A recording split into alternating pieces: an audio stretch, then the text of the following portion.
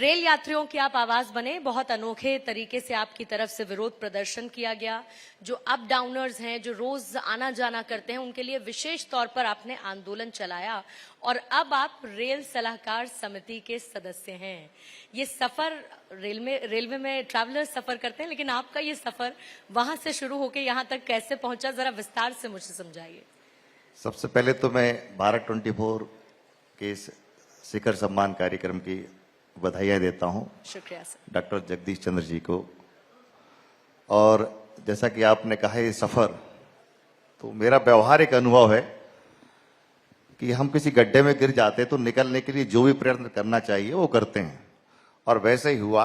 एक वर्ग है पूरे प्रदेश में और देश में जो DMU मेमू ट्रेन चलती हैं, एक शहर से दूसरे शहर की तरफ लोग जाते हैं तो MST के माध्यम से यात्रा करते हैं, क्योंकि उनको सुलभ होता है और सस्ती यात्रा होती है। तो कोविड काल के बाद जो ट्रेनों में परिवर्तन हुए यात्राओं में लोगों को, तो MST बंद हो गई।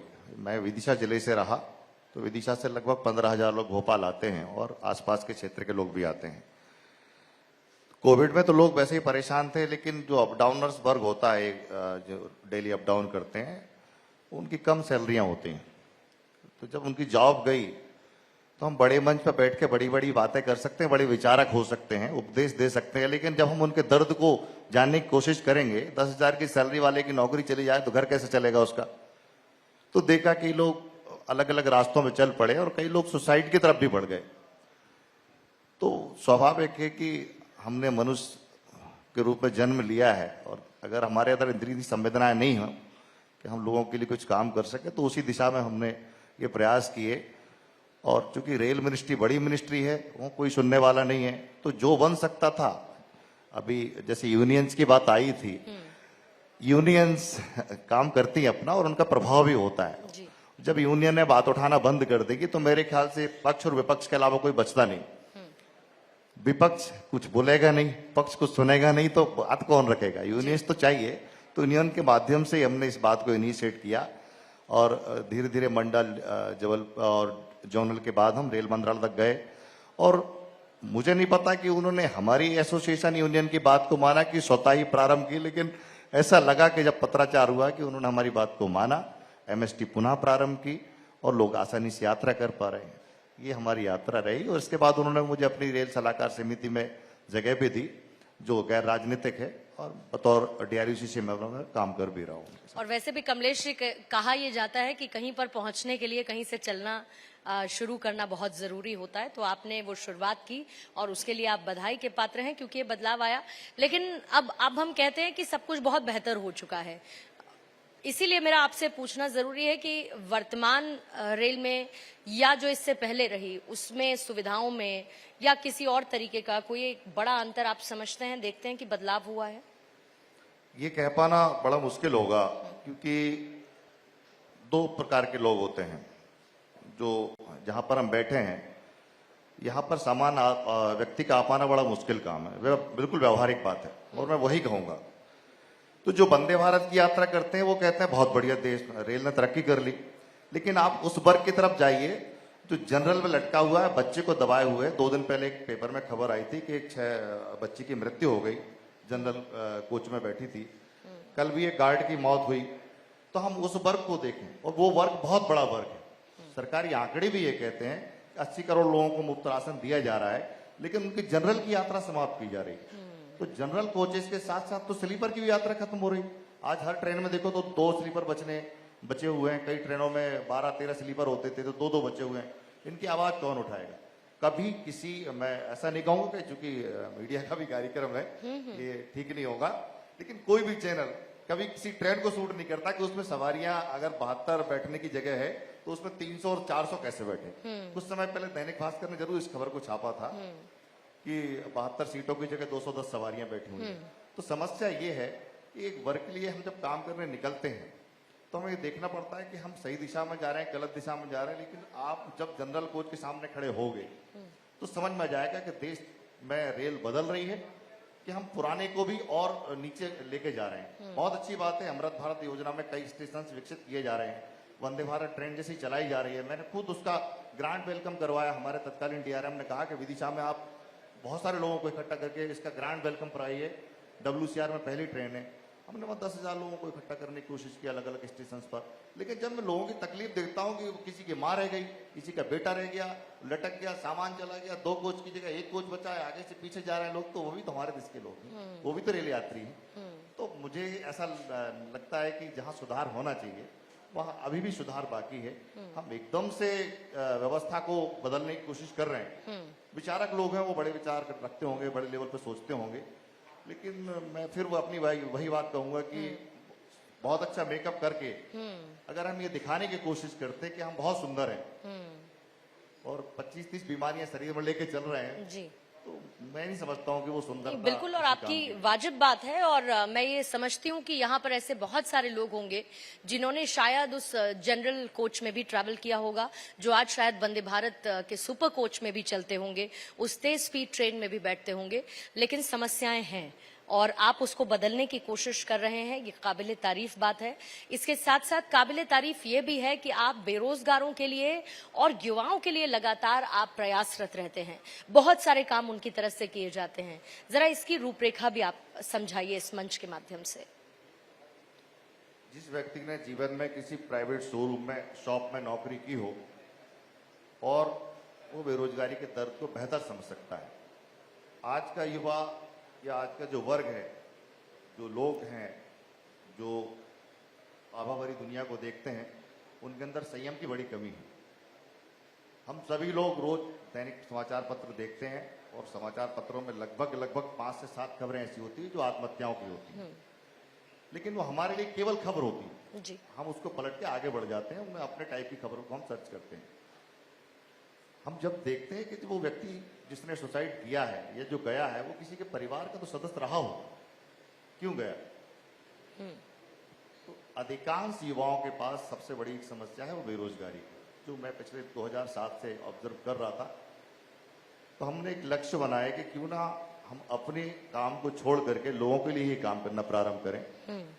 तो लोगों को जोड़ा और वो तबके के लोग जो ग्रामीण क्षेत्रों में रहते थे, जिनके पास डिग्रियां नहीं थी, उनको सरकार से या सरकार की अलग अलग परियोजनाओं में व्यवस्थित करा के उनको रोजगार की मुख्यधारा में जोड़ा और कहीं न कहीं उनके जीवन में जो सुधार किए जा सकते हैं। सरकारी की योजनाओं का लाभ लेना नहीं लेना वो उनका अपना विषय है, वो ले लेते, सब समझदार हैं। लेकिन यदि व्यक्ति रोजगार में लगा रहेगा तो मेरे ख्याल से वो नशे की प्रवृत्ति है या अन्य जो गलत रास्ते हैं उनको त्याग देता है और उसी दिशा में काम कर रहे हैं। और गांव-गांव तक जो लोग हमसे जुड़े हुए हैं और जुड़ते जा रहे हैं, सबसे पहला हमारा काम होता है उनको रोजगार की व्यवस्था करना, क्योंकि बेरोजगार रहेगा तो उसके दिमाग में शैतान घुस जाएगा, वो कुछ ना कुछ उठापटक करता रहता है। स्वाभाविक है, रोजगार से उसको जोड़ दो और व्यवस्थित रहेगा। यातायात और आवागमन को लेकर किस तरीके की चीजें आप कर रहे हैं, और दूसरा सरकार से आपकी क्या अपेक्षा है इसको लेकर? और इनफैक्ट जो आपने रेलवे का जिक्र किया था, मैं चाहूंगी कि अगर इस मंच से आपके लिए सरकार के लिए भी कोई सुझाव हो तो आप उसको भी साझा जरूर करें। 2-3 चीजें हैं मैडम, आपको बताना चाहता हूँ। जैसे अभी ज्ञापनों का दौर खत्म हो गया। पहले देखा होगा जब कोई एसोसिएशन, कोई यूनियन, कोई व्यक्ति कहीं पर ज्ञापन दे के आता था तो उसमें कार्रवाइयां होती थी। ज्ञापनों का दौर समाप्त हो गया, रोज दुर्घटनाएं होती हैं। ये बड़ा चिंता का विषय है। ऐसा नहीं है कि हमने देखा कि हो गया तो हो गया, दुर्घटनाएं हो रही है। उसका मूल कारण ये है कि एक तो रेल का जो यातायात था वो बड़ा कठिन हो गया जी। तो लोग 2 व्हीलर और 4 व्हीलर से जाना स्टार्ट कर दिए, तो दुर्घटनाएं बढ़ गई। चाहे आप देख रहे होंगे रोज गाड़ियां 8 मरे, 7 मरे, 6 मरे। तो मेरे मन में एक बड़ी विचित्र सी बात आई है। हम हर बात पर शिक्षा की बात करते कि इस दिशा में शिक्षा देना चाहिए, इस दिशा में देना चाहिए। मतलब यातायात व्यवस्था को सुधारने के लिए जो ड्राइवर्स होते हैं, उन ड्राइवर्स को या तो हम शैक्षणिक व्यवस्था में एक सब्जेक्ट को जोड़ें। सरकार से मैं जब भी मौका मिलेगा तो रखूंगा भी ये बात को, या तो शिक्षा में इस सब्जेक्ट को जोड़ा जाए। अदरवाइज मध्य प्रदेश में यातायात के नियमों का पालन करने के लिए एक यूनिवर्सिटी की स्थापना की जाए। तो परिवहन विभाग व्यक्ति को तभी लाइसेंस दे जब वो उस यूनिवर्सिटी से 3 महीने 6 महीने का डिप्लोमा डिग्री करके आए। अप्रशिक्षित लोग भी वाहन चलाते हैं, उनसे दुर्घटनाएं बढ़ रही हैं और निरंतर आप देख रहे होंगे। मैं तो चिंतित हूँ इस बात को लेकर के, ट्रेन में यात्रा कर नहीं पा रहे, 2 व्हीलर पर जा रहे हैं, शाम को घर नहीं पहुंच रहे और एक खबर बन के रह जाते हैं। तो जब आसानी से सार्वजनिक परिवहन जो है रेल वो उपलब्ध होगा तो मेरे ख्याल से लोग अपने निजी वाहनों से कम जाएंगे। लेकिन कमलेश जी, इसमें एक बात मैं जरूर जोड़ना चाहूंगी। मुझे ऐसा लगता है, जो मेरा अपना अनुभव कहता है, कि सिर्फ मध्य प्रदेश नहीं, बाकी जगहों पर भी जो यातायात और उससे जुड़े एक्सीडेंट्स, नंबर ऑफ एक्सीडेंट्स इतने ज्यादा हैं कि उतनी मौतें किसी बीमारी से नहीं होती जितनी एक्सीडेंट से होती हैं। लेकिन जब भी इस पर बात आती है तो हम कहते हैं कि जनसंख्या इतनी है, कहाँ जाएगी। जब भी इस पर बात आती है तो हम ये कहते हैं कि व्यवस्थाएं नहीं है तो क्या होगा, बाकी देशों से हमको सीखना चाहिए। तो हम जनसंख्या पर या साइकिल चलाने वालों पर या टू व्हीलर चलाने वालों पर इस समस्या का दोष कब तक मढ़ेंगे और क्यों? कुछ ना कुछ तो इसके पैरामीटर तय करना पड़ेंगे। जैसे कि मैंने कहा कि एक यातायात के लिए अलग से यूनिवर्सिटी खुली है, 3 महीने 6 महीने का वहां से आपको कोर्स करना है, तभी आपको ड्राइविंग लाइसेंस मिलेगा। ऐसे लोगों को भी ड्राइविंग लाइसेंस मिलता है जिन्होंने ऑफिस ही नहीं देखा आरटीओ का, वो लाइसेंस ले लेते हैं, वाहन चलाना आता नहीं, ट्रैफिक सेंस नहीं है, कहीं भी पार्क कर देंगे, कैसे भी चले जा रहे हैं, ओवर स्पीड जा रहे हैं। तो सरकार को ठोस ले रहे हैं तो लेना पड़ेंगे, जनसंख्या से इसको नहीं जोड़ सकते। बहुत सारे लोग ऐसे हैं, आप देखेंगे भोपाल जैसे शहर में, पुराने भोपाल में जाएंगे कि खड़े होने जगह नहीं है, दिन भर वो सवारियों का इंतजार करता है, लोन पे गाड़ी ले लिए, रोजगार की दृष्टि से बात कर रहा है, अब वो सवारियां बैठ रही नहीं, खुद ही बैठा हुआ है। तो कहीं ना कहीं पैरामीटर तय करना पड़े, किसके पास वाहन होना चाहिए और किसके पास वाहन चलाने की अनुमति होना चाहिए, तो ऐसे कंट्रोल तो किया जा सकता है। बस एक अंतिम सवाल युवाओं के लिए इस मंच से कोई संदेश अगर आप देना चाहें तो। मेरे मन में तो एक ही सवाल आता है युवाओं को संदेश देने के कि अभी संयम की बड़ी जरूरत है। जिस दिशा में लोग अभी कदम उठा रहे हैं, मैं आत्महत्याओं को लेकर बहुत दुखी हूं। हम कोई भी पेपर पढ़ते हैं सुबह तो वो सुसाइड के केसेस सबसे पढ़ते हैं, और मैं उन्हीं सब्जेक्टों पर काम करता भी हूं। तो मैं ये चाहता हूं कि लोग आत्महत्या ना करें, अगर कोई समस्या है तो अपने आसपास संवाद जरूर करें। बड़े बड़े आर्टिस्ट भी देखे हमने, वो भी सुसाइड कर लेते हैं, अभी ट्रेन के सामने चले जाता है, और सबसे बड़ा तो हमारे ट्रेन ही चुनते हैं जी। मैं पिछले 3 दिन से सुन रहा हूँ, जोड़े से लोग जाते हैं, मतलब पति पत्नी भी जाते हैं सुसाइड करने एक साथ। तो अपने संवाद करें आपस में जी। और विपरीत परिस्थितियों में घबराए ना, क्योंकि अगर कहीं असफलता पाई है तो सफलता भी होगी। और 2 लाइनों के साथ अपनी बात को समाप्त करूंगा कि बहुत प्रलोभन है इस जग में, लेकिन इतना ध्यान रहे, सफल वही हो पाए हैं जो निष्ठा से बलवान रहे। बैठ गए जो सागर तट पर, कहीं किसी को याद नहीं, लेकर के जो मोती आए केवल वही महान रहे। ऐसा नहीं कि आप असफल हो गए, पुनः प्रयास करें, सफल होंगे, गलत रास्ते ना चुने। बहुत ही अद्भुत संदेश युवाओं के लिए आपकी तरफ से दिया गया। बहुत बहुत धन्यवाद कमलेश सेन जी, इस मंच का हिस्सा बनने के लिए।